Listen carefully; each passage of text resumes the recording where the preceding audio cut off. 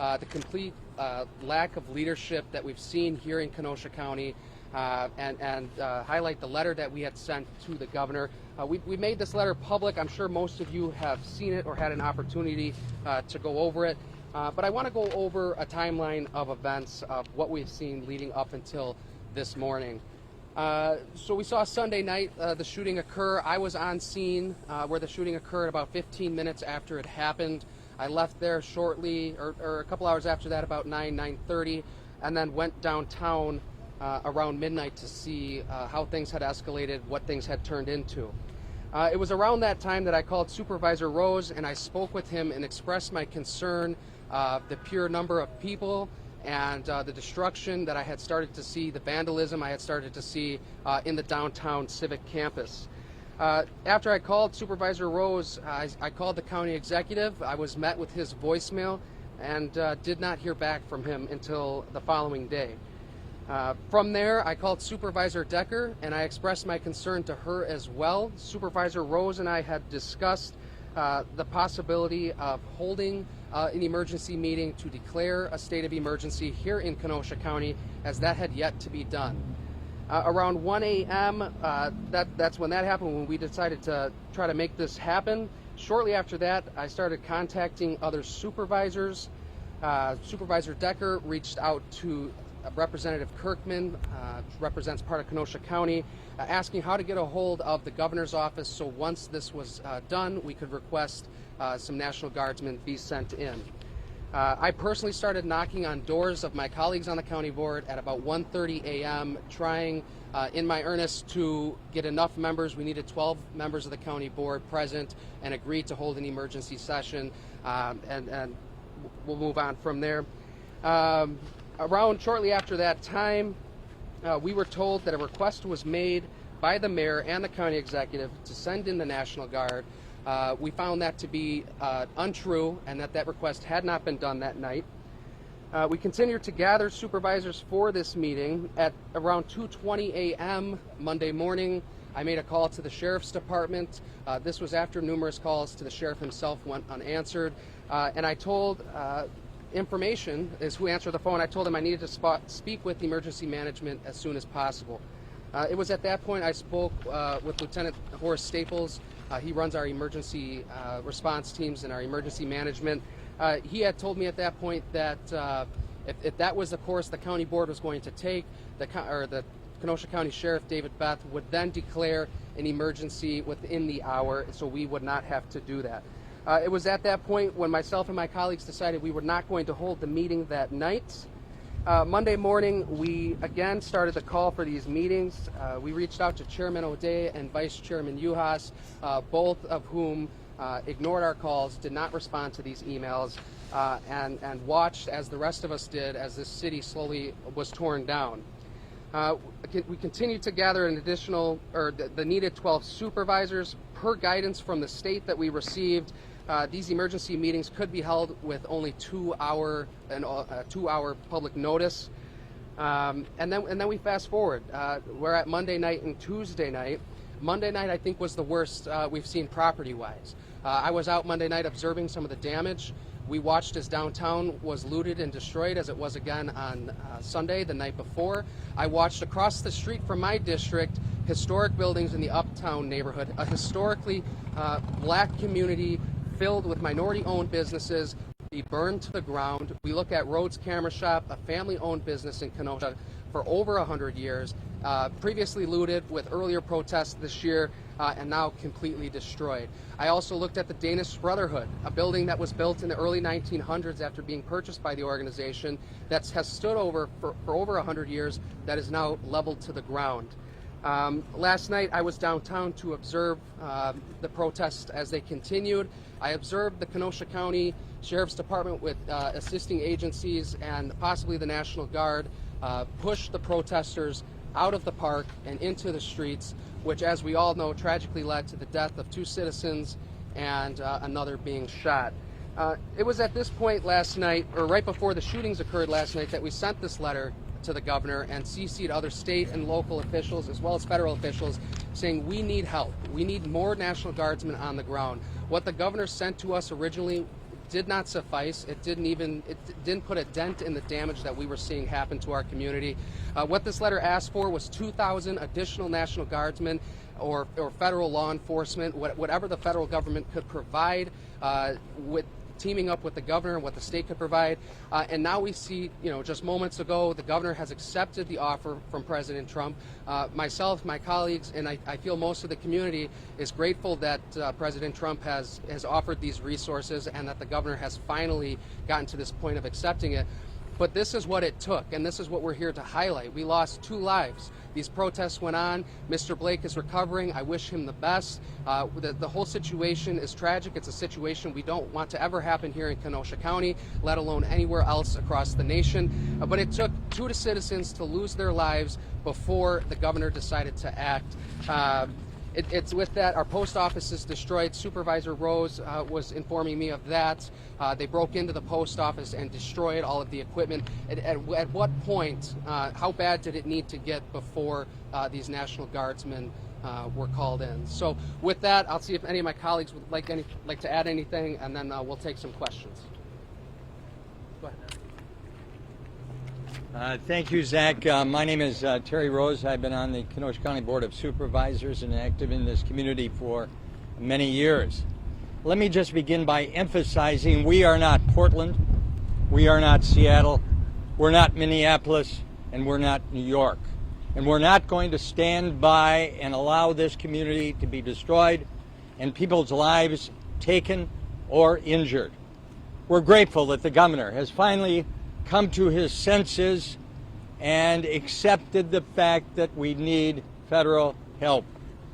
I am afraid that for days he thought this was a partisan issue. And I would remind him, just as former President Barack Obama once said, this is not a Republican issue. This is not a Democratic issue. This is not a blue state or red state issue. This is the United States of America, and Kenosha isn't going to be another Portland or one of those other cities of riots and destruction. We're concerned about the safety and well-being of all citizens of this community. Civil rights is not at issue here when we stand in front of the former state probation office completely destroyed. Or if you go to the post office downtown and you find that the post office cannot deliver the mail because the machinery is destroyed. As the post office has always said, the mail must go through. It will go through, but out at Pleasant Prairie. We've had our uptown destroyed. We've had people in this community frightened to death. We aren't going to be intimidated by anyone. So I believe and support the governor's, even though belated, request for federal assistance. It is a good one which should be applauded here today. I'm confident that this community will rise again, that equal rights will prevail, that justice will be done, and everyone will have their day in court. And people tonight should go to bed and sleep assured that there will be sufficient troops here to handle the situation, and law and order will be restored, and anarchy is not the word of the day. Thank you very much for coming. Pardon me? Call your name, please, sir. Terry, T-E-R-R-Y, Rose, R-O-S-E. Thank you. Any questions from anybody? I actually have one for Supervisor Rose. Yes, sir. You touched on the partisan nature of some of the responses that you're seeing. That continued this morning. A lot of finger pointing across political lines. As you look around and see what has happened in this community, what was your response when you saw the sort of political blame game playing? Well, I think it's counterproductive at this point in time. I think that the unity should be the word and watchword of the day. We can talk about finger pointing at some later date, but if we are unified to maintain the peace and equality and of this community, I think we'll prevail. And that's why I wanted to say some positive words. Even though I think the governor is late, it is better to be late than never. What are your thoughts about the police response in the last saying that that is fueling some of the anger, that there hasn't been that much information from law enforcement about the original incident. Well, you know, I know Michael Bell, and in 2004 his son was shot. And I think one of Michael Bell's criticisms of the process was that it wasn't really thorough enough, that it was a rush to judgment, and justice was not done. And he went to the legislature and he urged them, and they adopted laws which said that the Wisconsin Department of Justice had the authority to make that investigation, a thorough investigation, and I think they're going to do that and come out with a report. Due process doesn't happen overnight. So we're following exactly what Mr. Bell advocated. The father of a young man who was killed, who the city paid over $1 million to that family to settle. I think that that due process needs to be followed, and we can't make some prejudgments here, but those judgments will be made in the future. That's my answer, sir. And if I could add to that, Terry. We have seen, Yes. they've sent National Guard members from Wisconsin here to the city, but we haven't seen them. We've seen maybe their vehicles at night, but not them actually interacting with the protesters. What type of help do you think that they're going to provide by sending more of them up? What we haven't really seen them actually. Well, I think, first of all, I think law enforcement has been greatly outnumbered. And they've had to act in a restrained way for the simple reason that we don't want them to use guns except in self-defense. We want them to maintain the peace. But we have to have enough law enforcement and troops here so that we overpower those who are unwilling to comply with the law and wait for justice to be done. We're not talking about justice when the state probation office is destroyed, where people who own small businesses in the uptown are destroyed, or the post office can't function, or Target is closed, or Dick's, or so many other businesses here. That's not justice. So I think that we need to have more troops to have that kind of power and authority. Rich, do you believe it was a mistake to push the protesters out of the park? Is that what you're saying? Who is that to? Rich? Zach? Zach. No, that's okay. I don't know that it was a mistake necessarily, but I'm not sure if there was additional planning after that. We're going to push them out of the park. Where are we going to push them to? We're going to push them towards businesses, small businesses that have went through very rough times over the last 2 days, and businesses that we know we have armed citizens protecting. And so I don't know that. But to go back to this gentleman's question with regards to law enforcement, this is on the sheriff. The sheriff has yet to share any details with the county board. We have asked him this. We have asked the county executive this. How are we supposed to go back home to our districts and put our constituents at ease? They're fearful their businesses are going to be burned to the ground. They're fearful that they may lose their life. And again, to date, we do not know what the sheriff's department is planning. And so that's what we're calling on as well. We're calling on Sheriff David Beth to keep us in the loop. We can't do our jobs if he's not doing his. Sir, in Minneapolis, it took more than 3 days to get the National Guard activated. Governor Evers activated it the day of the shooting or the day afterwards, and each day subsequently he's doubled the amount of people that were there. How is that not enough for you? It's not enough. If you look at the Wisconsin National Guard's website, on any given day we have 7,700 National Guardsmen at the ready in Wisconsin. He sent us 125 for a city with a population of over 100,000, and we knew people were coming in Monday night. We saw it on social media. It was blowing up. We knew that things were going to get bad, and the governor sent us 125. Again, I thank him for his commitment to more and his commitment to accept assistance from the federal government, but 125 does nothing against 1,000 plus protesters. It's just with the law enforcement we had, both local agency as well as agencies from outside Kenosha County that were helping. That puts us about 400 Monday night. That was nothing. They were outnumbered. I would say 3 or 4 to 1 easily. But he increased them again last night. Right, to 250. Again, it doesn't do enough. And I think what we need is these guardsmen, these law enforcement agencies, both here in Kenosha and those who are assisting us from outside of Kenosha, to let the people who are protesting know that if you want to protest, that's fine. Myself and all of my colleagues behind me, we encourage you to protest. But what we're seeing in Kenosha is peaceful protests during the day and violence at night, and pushing, like the gentleman said, pushing them out of the park with no plan onto where they're going to go. It just pushes that violence into the city, into neighborhoods. If it was my call, and I'm not a law enforcement officer, and I wasn't down there when they pushed them out, I would have let them stay in the park.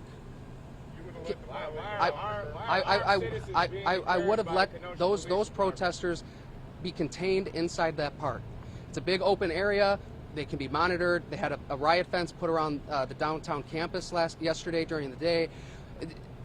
It's a tragic loss of life what happened last night, and that's why we sent this letter. We needed additional reinforcements from the state and from the federal government, and I'm happy that the governor's accepted that at this point. Are these people that showed up there vigilantes?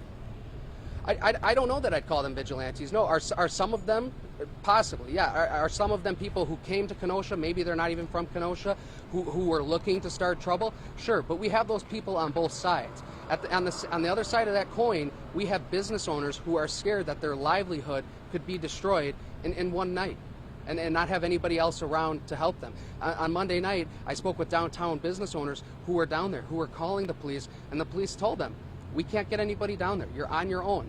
And so am I going to go after those business owners for protecting their business? Absolutely not. I don't know what this man was here for last night. If he was a business owner, I've heard he may have been from out of town. I'm not going to speculate on that. So.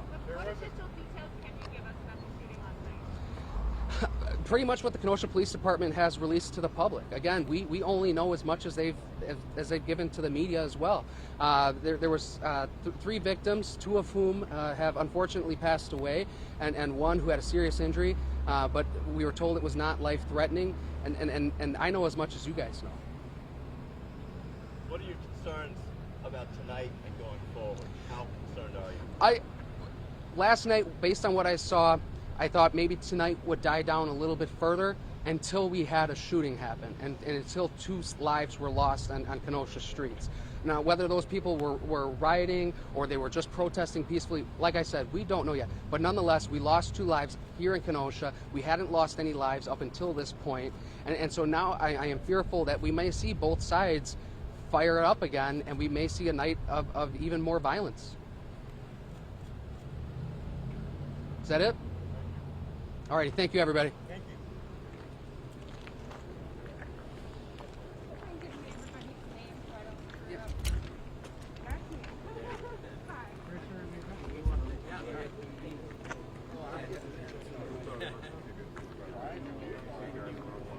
Whoever brought the right, thank you.